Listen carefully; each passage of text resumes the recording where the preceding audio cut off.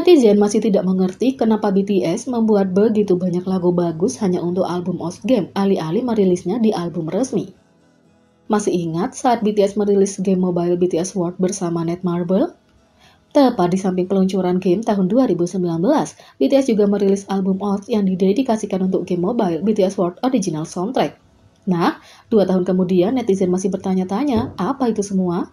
Lebih khusus lagi, kenapa BTS membuat begitu banyak lagu hebat hanya untuk album Ost Game dan tidak memasukkan ke dalam album resmi?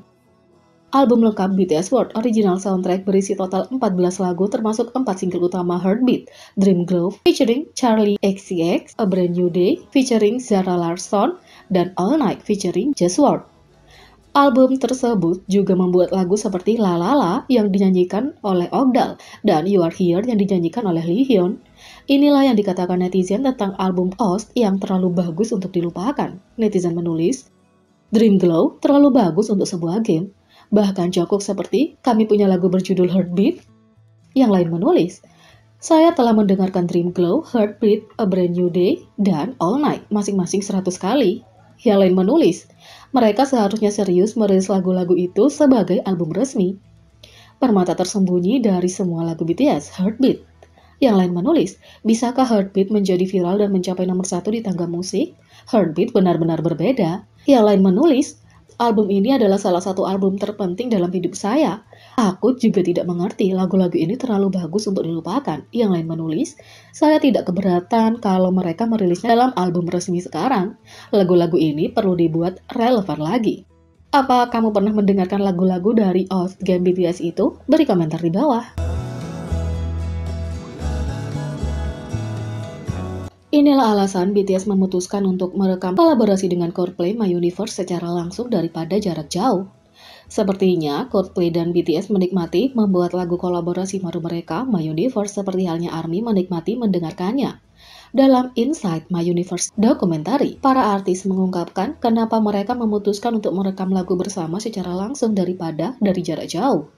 Baik selama pandemi dan sebelumnya, sudah umum bagi artis K-pop dan bintang barat untuk merekam kolaborasi mereka di negara mereka sendiri daripada bertemu bersama. Nicki Minaj tidak merekam bait idolnya dengan BTS misalnya, sementara baris Sia Dion direkam dari jarak jauh juga. Tapi BTS dan Coldplay My Universe berbeda karena vokalis Chris Martin benar-benar terbang ke Korea untuk bergabung dengan BTS di studio. Dalam video dokumenter lagu tersebut, Martin mengungkapkan bahwa mencapai negara itu sangat sulit, kemungkinan karena situasi pandemi saat ini, bahkan hanya diizinkan untuk merekam dengan BTS selama 2 hari adalah sangat beruntung, tambahnya.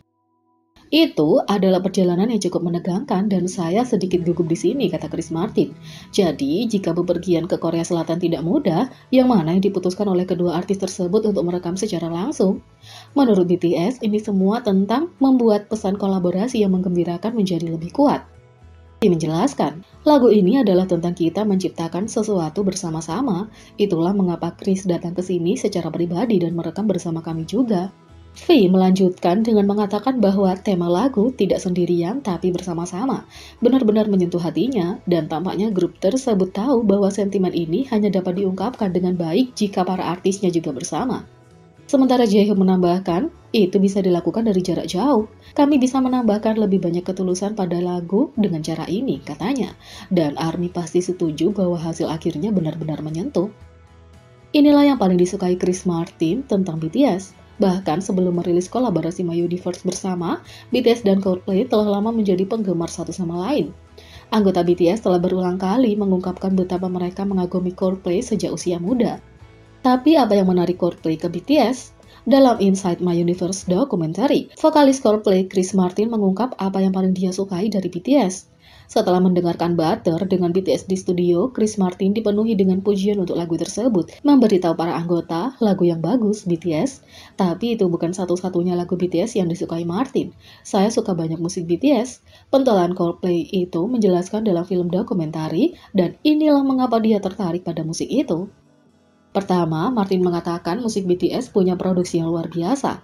Di samping meminjamkan keterampilan menulis lagu, komposisi, dan produksi mereka sendiri ke track mereka, anggota BTS bekerja dengan produser Korea pemenang penghargaan seperti P-Dog yang memiliki 5 piala penulisan lagu atas namanya dan penulis terkenal. Karena itu, tidak mengherankan jika Martin tertarik pada produksi lagu BTS seperti halnya penggemar.